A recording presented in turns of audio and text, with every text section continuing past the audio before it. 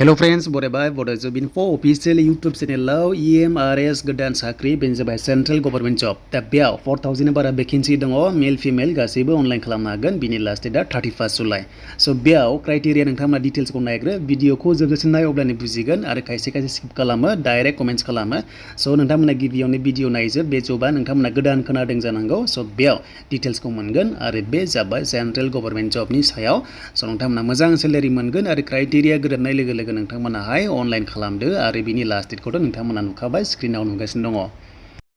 दा बेखायनो जों फैग्रोबाय अफिशियेल वेबसाइटआव अके एन्ड बेयाव फैनाय लोगो नोंथांमोना बे अप्शनाव क्लिक खालामबानो जोंहा अफिशियेल नटिफिकेशन नायनो हागोन आरो गासैबो डिटेल्सखौ नोंथांमोना बेयावनो मोननो हागोन स' बेखायनो आं बेयाव क्लिक खालामबाय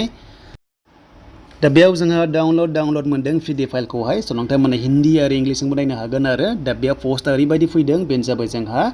स्कुल लेभेलनिफ्राय फैदों बेनो जाबाय ट्राइबेल स्कुल दङ जोंहा बेनो जाबाय EMRs होनना बुंदों अके मिनिस्ट्रि अफ ट्राइबेल एफेयार्सनिफ्राय फैनाय जों बेयाव जोंहा साख्रि ओंखारना मोनदों बा जों एप्लाइ खालामनो हायो स' बेखायनो नोंथांमोना बेक फैनानै जास्ट EMRs लिरनो हागोन गुगोलावहाय बेनिफ्राय स' बेयाव क्लिक खालामनाय लोगो मडेलाव क्लिक खालामदो एन्ड बेनिफ्राय जोंहा अफिशियेल नटिफिकेशना बेयावनो रिलिज जादों एन्ड दा बे भेकेन्सिया बबेनिफ्राय फैदों होनोब्ला जों बेयाव एकलावा मडेल रेसिडेन्सियेल स्कुल जेरावनोखि नोंथांमोना केन्द्रीय बिद्यालया बे सेक्टरनिफ्राय फैनाय आरो हमना ला स' बेहाय जेरैहाय नोंथांमोना JNB KB फोरबायदि स्कुल मोनसे दङ बेनो जाबाय ट्राइबेल स्टुडेन्ट्सनि थाखाय स' बेखायनो मिनिस्ट्रि अफ ट्राइबेल एफेयार्सनिफ्राय फैनाय स' बेयाव साख्रि ओंखारदों टिचिं आरो नन टिचिं स्टाफ स' बेखायनो जों अफिशियेल नटिफिकेशन नायसे गोबाव खालामा जे बे पस्ट एप्लाइ खालामबा बेसेबां बैसो क्वालिफिकेशन नांगौ जों डिटेल्सखौ नायजामसै स' दानिया बे जाबाय क्राइटेरिया डिटेल्स दा बेयाव नोंथांमोननि अनलाइन एप्लाइ खालामनांगोन एग्जाम फिसबो दङ नन टिचिं स्टाफआव एग्जाम फिस दङ अके बिनि लास्ट डेटआ 31 जुलाइ दा बेयाव 1000 पे खालामनांगोन बेनिफ्राय नन टिचिंआव 1000 बेनिफ्राय टिचिंआवहाय स' एसे बारा दङ बेखौ नोंथांमोनाहाय नुनो मोनदों जेरै 1500 दङ एन्ड बेनि एग्जाम डेट नोंथांमोना मोनगोन आरो सेन्टार एग्जामा नोंथांमोना एडमिट कार्डआव मोनगोन आरो आसामावनो एग्जामा जागोन अके जास्ट नोंथांमोननि पस्टिंआ दिल्लीयाव जागोन माने बे दङ दिल्लीयावहाय स' बेनिफ्राय अफलाइनसो एग्जाम होनांगोन नोंथांमोना दा बिदिब्ला जों नायसै क्राइटेरिया बेसेबां नांगोन बेयाव एप्लाइ खालामबा स' दानिया जोङो भेकेन्सि वाइसआव नायोब्ला नन टिचिंआवहाय नोंथांमोना नुनो मोनदों बे पस्टआ स' नोंथांमोनाहाय गोबां रोखोमनि दङ जेरैहाय नोंथांमोना मोनदों फार्स्टआव ST लाइनखौ बेयाव नायग्रोदो बेनिफ्राय URखौ नायदो भेकेन्सिया बुरजायैनो दङ दा फार्स्टआव दङ junior secretariat assistant and second दङ एकाउन्टेन्ट दङ एन्ड थार्डआव दङ लेफ्ट एटेन्डेन्ट दङ स' बेवहाय नोंथांमोनाहाय पस्ट लाइ पस्टआव भेकेन्सिखौ नायदो ST आवहाय बेनिफ्राय PWD केन्डिडेट्स नोंथांमोनाबो इलिजिबल जायो अके बिथिंहाय भेकेन्सि होनाय दङ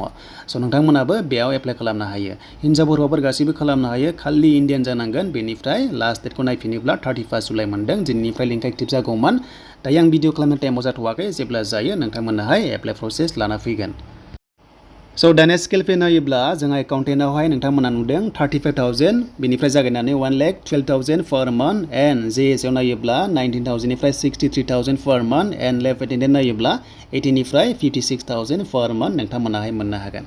दा बेनिफ्राय एग्जामा जोंहा फार्स्टआव अफलाइन एग्जाम जागोन अके बेनिफ्राय जोंहा स्किल टेस्ट दङ एबा पार्सनेल इन्टारभिउ दङ स' बेखौ नोंथांमोना नायबानो जाबाय स' नोंथांमोना इंलिश आरो हिन्दीजोंहाय एग्जाम होनो हागोन बे नोंथांनि सायाव बबेयाव इलिजिबल बा नोंथाङा कम्फर्टेबल बेयावनो स' नोंथांमोनाहाय एग्जामखौ होनो हागोन OMR सिटआव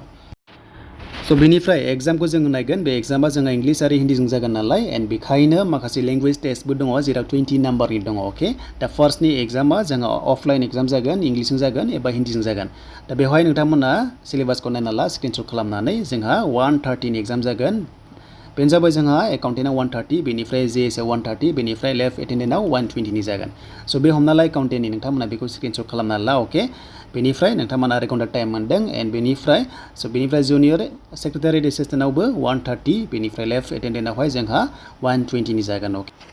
स' बेनिफ्राय बेयाव नेगेटिभ मार्किं दङ मोनसेयाबानो 1 नाम्बार मोनगोन एन्ड बेनिफ्राय जुदि मोनब्रै रं जायोबा नोंनिफ्राय 1 नाम्बार माइनास जागोन स' नेगेटिभ मार्किं दङ गासैबो पस्टआवनो एन्ड बेनिफ्राय दानिया फरायनाया बेसेबां नांगौ जों डिटेल्सखौ नायनोसै दा लोगोफोर लिंकआ एक्टिभ जानाय लोगो एप्लाइ प्रसेस भिडिअ मोनगोन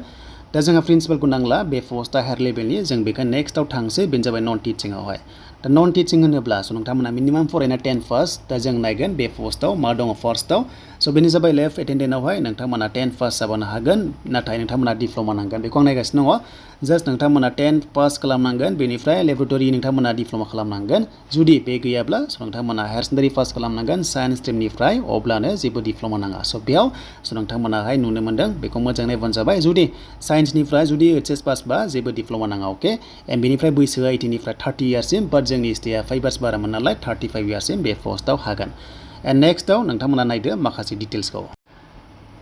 बेनिफ्राय जोंहा जुनियर सेक्रेटारि एसिस्टेन्टआवबो नोंथांमोना HS पास खालामनांगोन अके हायार सेकेन्डारि पास खालामनो हागोन जेबो पार्सेन्ट नाङा नाथाय नोंथांमोना टाइपिं टेस्टआव 35 वर्ड्स पर मिनिट नोंथांमोना लिरनांगोन एन्ड एकाउन्टिंआवबो बैसोआ सेमानो दङ